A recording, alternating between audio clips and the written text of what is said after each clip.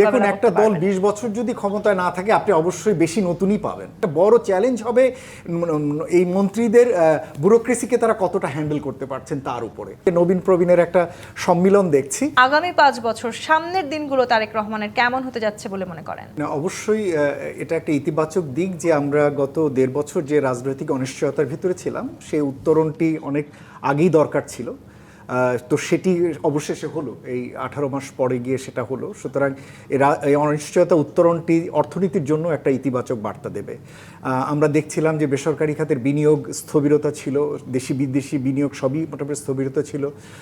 অর্থনীতির অন্যান্য যে সূচকগুলো, মূল্যস্ফীতির বিষয়কে আমরা বলি যে সেটা কম ছিল কিন্তু সেইভাবে পর্যাপ্তভাবে কমেনি, সেখানে আমরা দেখছি।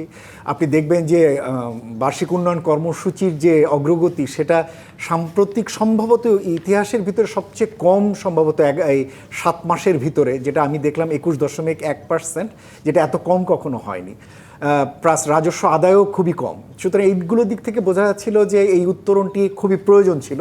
তো সেই উত্তরণটি আমরা দেখতে পেলাম। এবং যে মন্ত্রিসভা নিয়ে উনি শুরু করতে যাচ্ছেন সেখানে আমরা যেটা দেখলাম যে মূলত বয়োজ্যেষ্ঠ এবং নবীন দুটো গ্রুপকেই রেখেছেন। নবীনদেরকে মূলত প্রতিমন্ত্রী আকারে এবং বয়োজ্যেষ্ঠদেরকে মূলত মন্ত্রী আকারে রাখা হয়েছে। এদের অনেকের হয়তো অভিজ্ঞতা রয়েছে। সুতরাং আমার ধারণা যে নবীন প্রবীণের একটা সম্মিলন দেখছি, যেটা অন্যান্য সময় হয়ে থাকে। মন্ত্রণালয়গুলোতে প্রতিমন্ত্রীদের সাধারণত কম কাজ থাকে, অনেক সময় থাকে না, এবং মন্ত্রীরা সাধারণত কাজ দেন না। আমি আশা করব যে যেহেতু অনেকটা প্ল্যান করেই মনে হচ্ছে নেওয়া হয়েছে প্রতিমন্ত্রীদেরকে, সুতরাং এবং দেখবেন যে অনেকগুলো মন্ত্রণালয়কে এবার সংযুক্ত করা হয়েছে। যেমন দেখবেন অর্থ এবং পরিকল্পনা একসাথে করা হয়েছে, দেখবেন সড়ক, যোগাযোগ, রেল, নৌ এগুলোকে একটা পুলে করা হয়েছে। আবার একইভাবে দেখবেন যে কৃষি, মৎস্য, পশুপালন এটাকে একটা পুল করা হয়েছে।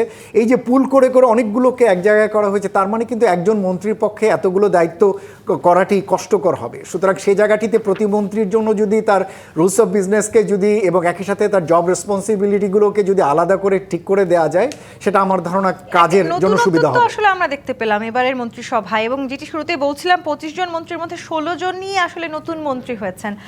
সেটি আসলে একটা বড় চমক কিনা? তারা আসলে এই চ্যালেঞ্জগুলো কতখানি মোকাবেলা করতে পারবে? দেখুন, একটা দল 20 বছর যদি ক্ষমতায় না থাকে আপনি অবশ্যই বেশি নতুনই পাবেন।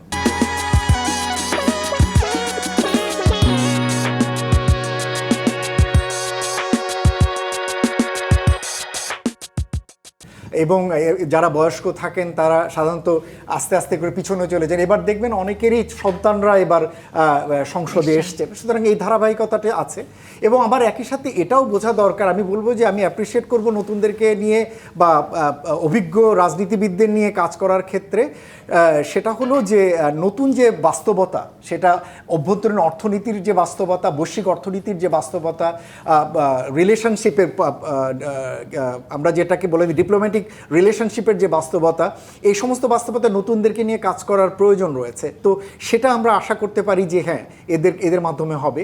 এবং যেটা সবচেয়ে গুরুত্বপূর্ণ, আমি গত 2 দিন আগে একটা আর্টিকেল লিখেছিলাম সমকালে, সেখানে আমি যেটা বলার চেষ্টা করেছি একটা বড় চ্যালেঞ্জ হবে এই মন্ত্রীদের ব্যুরোক্রেসিকে তারা কতটা হ্যান্ডেল করতে পারছেন তার উপরে। কেননা প্রায়শই যেটা দেখা যায় যে নতুন মন্ত্রীরা অনেক সময় বিষয়ের গভীরে ঢুকতে চান না, এবং যখনই তারা বিষয়ের গভীরে ঢোকেন না তখনই আসলে মন্ত্রণালয়ের মূল দায়িত্ব বা চাবিকাঠিটা মন্ত্রীর কাছ থেকে সচিবের কাছে চলে যায়। তো সেই জায়গায় মন্ত্রীর যে নেতৃত্ব দেয়া সেটা উনি অনেক সময় হারিয়ে ফেলেন এবং অনেক সময় নির্ভরশীল হয়ে যান। সুতরাং এই যে নতুনদেরকে নেওয়া হয়েছে, আমরা আশা করব যে তারা সেই পরিমাণে যথেষ্ট মাত্রায় তারা বিষয়ের গভীরে ঢুকবেন, সমস্যাগুলো অনুধাবন করবেন এবং সমাধানের জন্য সচরাচর সনাতনী যে সমস্ত প্রেসক্রিপশন দেওয়া হয় যেটা দিয়ে আসলে কখনোই কাজ করে না, আপনারাও আমাদের কাছে আসেন, আমরা বলি, ওনারাও এটা শোনে, ওনারাও বলে, এই যে একটা ঢিমেতে তালা জায়গা থেকে নতুনভাবে সমস্যাগুলোর গভীরে বুঝে সমাধানের চেষ্টা করা এবং সেই জায়গায় ব্যুরোক্রেসির বাইরে গিয়ে নিজেরা চিন্তা করা বা নিজেদের গবেষণালব্ধ আরও জ্ঞানলব্ধ নতুন সমাধানের দিকে চেষ্টা করে, এরকম কিছু কাঠামো আমরা আশা করতে পারি। গদবাঁধা যে নিয়ম, আসলে সেই নিয়মটা ভাঙার এক ধরনের প্রচেষ্টা কি আপনি এই মন্ত্রিসভায় দেখেছেন কিনা? আমি খুবই এখনো বলার মতো আমি বলতে কিছু আমি এখনো পাই না। যেমন অনেক সময় মনে হয় যে আচ্ছা যিনি যে বিষয়ের তাকে সেই বিষয়ে কি দিলে ভালো হতো। বাংলাদেশ বাংলাদেশের বাস্তবতা সেটা সবসময় যে কাজে দিয়েছে তা না। যেমন অনেকেই বলছিল যে ডাক্তার জাহিদ যিনি আছেন, যিনি স্বাস্থ্যের লোক, তাকে দেয়া হয়েছে সম্ভবত মহিলা সমাজ কল্যাণ। তো অনেকে বলছে উনি স্বাস্থ্যে থাকলে কি ভালো হতো না, আবার স্বাস্থ্যে দেওয়া হয়েছে একজন ব্যবসায়ীকে।